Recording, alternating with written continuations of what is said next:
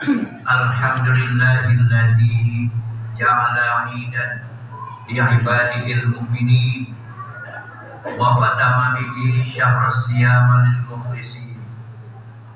Asyhadu an la ilaha illallahul malikul haqqul mubin wa asyhadu anna Muhammadan abduhu wa rasuluh arsalahu rahmatan lil alamin.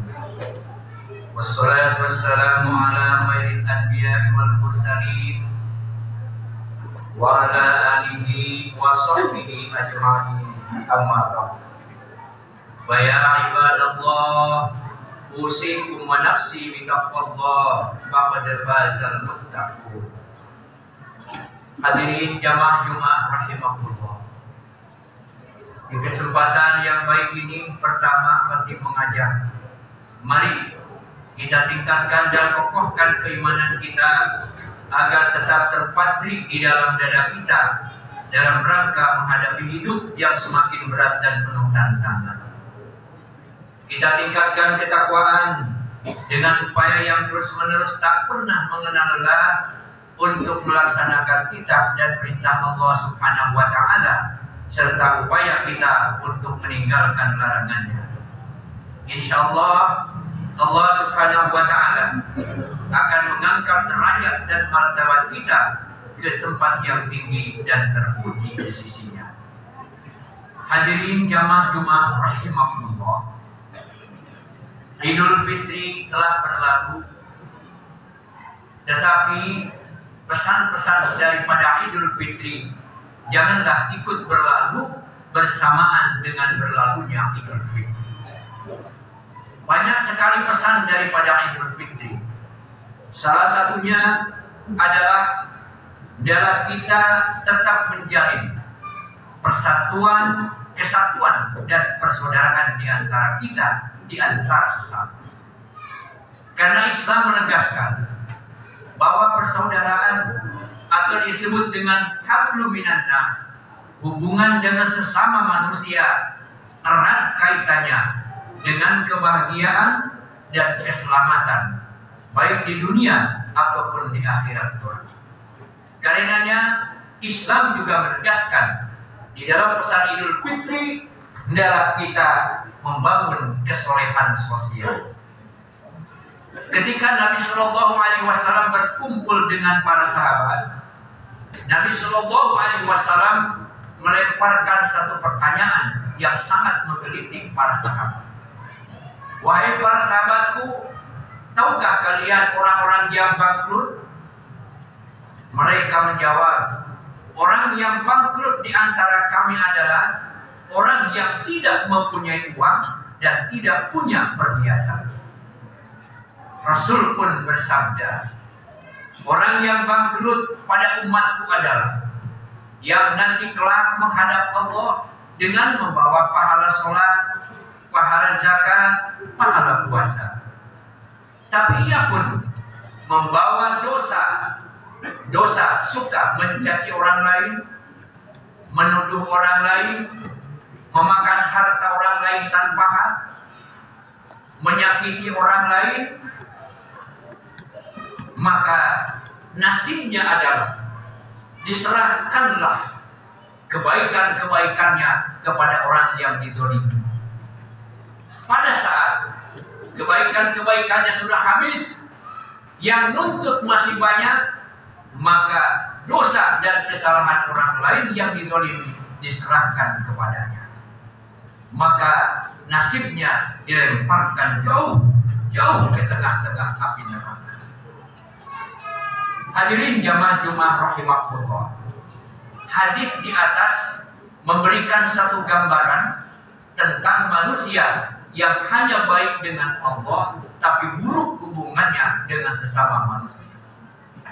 Begitu urgennya hubungan atau hablum minan nas, Allah menyatakan di dalam Al-Qur'anul Karim, duribat alaihimud dillah aina ma tuqifu illa bihablin minallah wa hablin minan nas. Mereka akan ditimpa kebinasaan di mana saja mereka berada, kecuali mereka menjalin hubungan dengan Allah atau dengan agama Allah dan hubungan dengan tali sesama manusia. Nabi Musa alaihissalam berkata dan bertanya kepada Allah, "Wahai Allah, amalan saya yang mana yang membuat engkau senang?" "Wahai Musa, sholatmu adalah untukmu. Dengan sholat engkau dapat mencegah dari perbuatan keji dan munkar. Puasa untukmu. Dengan puasa engkau dapat mengendalikan nafsu. Zikirmu adalah untukmu. Dengan zikir hatimu menjadi tenang. Ya Allah, tapi ibadah saya yang mana yang membuat engkau senang?" Zakat, infak, sedekah, dan al-akhlakul karimah kepada sesama manusia, itulah yang membuat aku senang. Karena pada saat engkau berbuat kebaikan, pada saat engkau menggembirakan orang yang sedang duka, pada saat engkau sedang menolong orang yang sedang kesulitan, maka aku hadir di samping. Buatlah aku senang. Apabila engkau hanya bangga dengan ritual-ritualmu saja, maka itu hanya berarti engkau mencintai dirimu sendiri. Tapi pada saat engkau menolong kepada sesama, itu tandanya engkau mencintai dirimu dan juga mencintai Allah Subhanahu wa Ta'ala. Karenanya aku berikan balasan yang berlipat ganda kepadamu. Hadirin jamaah Jumat rahimahullah. Rasulullah Shallallahu Alaihi Wasallam menegaskan, "Ar-rahimuna yarhamhumur rahman, irhamu man fil ardi, yarhamhum man fis sama." Orang-orang yang penyayang akan disayangi oleh Yang Maha Penyayang. Karenanya sayangilah apa yang ada di bumi, niscaya engkau disayangi oleh apa yang ada di langit, yaitu Allah dan para malaikat. Hadis ini pun menegaskan bahwa apabila kita menyayangi sesama, Allah pun sayang kepada kita. Apabila kita menolong kepada sesama, maka Allah pun pasti akan menolong kita. Jangan ada harapan kita mendapatkan kebaikan kalau kita sendiri malas untuk berbuat kebaikan.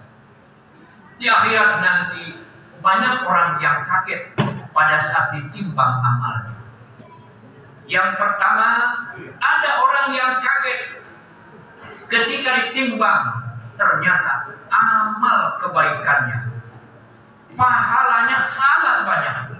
Ia pun kaget, ya Allah, mengapa kebaikan saya, mengapa pahala saya begitu banyak? Saya bukan orang yang hebat, saya bukan seorang ulama, mengapa pahala saya banyak? Wahai manusia, wahai hamba, betul, engkau orang biasa saja, tapi amalmu ikhlas.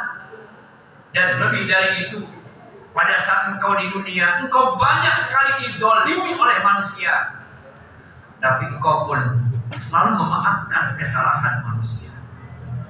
Maka tempatmu adalah di surga Jannatul Na'im. Ada juga orang yang kaget ketika ditimbang amalnya, karena dia melihat ternyata banyak sekali tumpukan dosa-dosanya, bahkan kebaikannya nyaris tidak ada. Ya Allah, saya selalu berusaha beramal kebaikan waktu di dunia, mana dosa, mana pahala-pahala saya? Wahai hamba, betul, pada saat di dunia engkau banyak menaikkan ibadah ini dan ibadah itu, tapi engkau pun waktu di dunia banyak mendolimi manusia.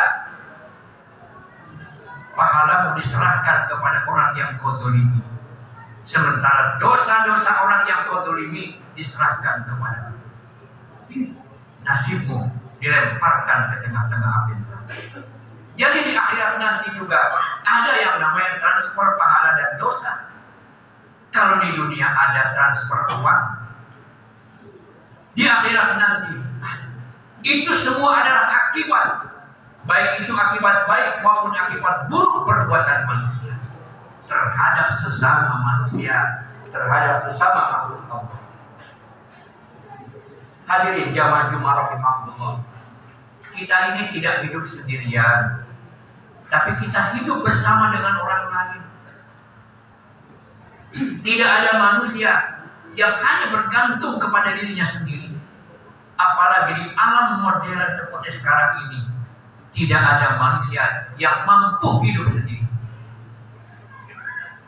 Sehebat apapun kita, seorang pejabat tinggi, seorang pemikir tinggi, apakah dia bisa memenuhi kebutuhan makanan dengan mengadakan dirinya sendiri? Dia nanam padi sendiri. Bagaimana mungkin misalnya seorang presiden, seorang menteri, dia pun nanam padi, dia pun membuat bajunya sendiri, dia pun membuat kendaraannya sendiri untuk kemana-mana? Tidak mungkin. Kita butuh orang lain. Kita selalu butuh kepada peranan orang lain. Seorang guru bisa mendapatkan gaji dan honor karena ada peranan murid dan siswa. Seorang dokter bisa kaya raya karena apa? Ada peranan orang sakit, ada peranan pasien. Tidak ada pasien sehebat apapun dokter, dia akan bangkrut. Pedagang para konglomerat, dia meraup keuntungan karena apa? Ada pembeli. Sebesar apapun dia modal para pedagang, tapi tidak ada yang beli dagangannya, dia pun akan bangkrut. Jadi kita butuh orang lain. Karenanya kita hidup bersama orang lain, berbuat baik kepada orang lain. Kalau kita ada kelebihan harta, banyak harta, itu juga sebenarnya ada peranan orang lain. Maka lewat zakat, lewat infak, lewat sedekah, kita berikan apa yang kita punya. Yang akan menjadi milik kita adalah apa yang sudah kita berikan. Ketika kita menjadi seorang pejabat, maka jabatan itu akan bermanfaat untuk diri kita saja. Itu kalau jabatan itu digunakan untuk kebaikan, menolong kepada sesama. Ketika kita punya harta, harta itu akan menolong kita kalau kita mengeluarkan harta untuk kemanfaatan bersama dengan orang lain dan lain-lain. Lalu hadirin yang berbahagia, bagaimanakah implementasi juga daripada kesolehan kita, yaitu kesolehan sosial? Antara lain yang pertama, tentu hendaklah kita banyak memberi kepada sesama. Kita banyak bersedekah, kita banyak berinfak, kita banyak memberikan ilmu kepada orang lain. Yang intinya adalah jadilah kita orang yang bermanfaat kepada orang lain. Khairun nas anfa'uhum linnas. Sebaik-baik manusia adalah yang bermanfaat kepada sesama manusia. Yang kedua adalah kita saling memberikan hadiah. Tahadu, tahabu. Demikian penegasan Rasulullah. Hendaklah kalian saling memberikan hadiah, niscaya kalian akan saling mencintai di antara sesama kalian. Kita pulang dari mengunjungi sesuatu, kita bawa oleh-oleh, berikan hadiah kepada tetangga, kepada teman, kepada saudara. Sehabis pulang kampung, kita bawa oleh-oleh, bagilah tetangga dan lain-lain. Berikanlah hadiah kepada mereka, niscaya akan terjalin ukhuwah, persaudaraan dan kecintaan di antara. Lalu yang ketiga, kesolehan sosial kita adalah kita saling mendoakan, khususnya orang yang masih hidup. Doakanlah sesama kita, doakanlah saudara dan teman kita, doa dalam kebaikan. Juga kepada orang yang sudah meninggal, kebaikan dan kesolehan sosial juga mendoakan kebaikan kepada orang yang meninggal. Termasuk kepada Nabi SAW, hanya doa untuk Nabi SAW adalah wujudnya banyak membaca sholawat kepadanya. Sholawat adalah doa. Yang keempat adalah kita saling memaafkan atas kesalahan dan atas kekurangan orang. Keburukan saudara kita, kekurangan saudara kita, kekurangan teman kita, jadikanlah sebagai ladang pahala untuk kita.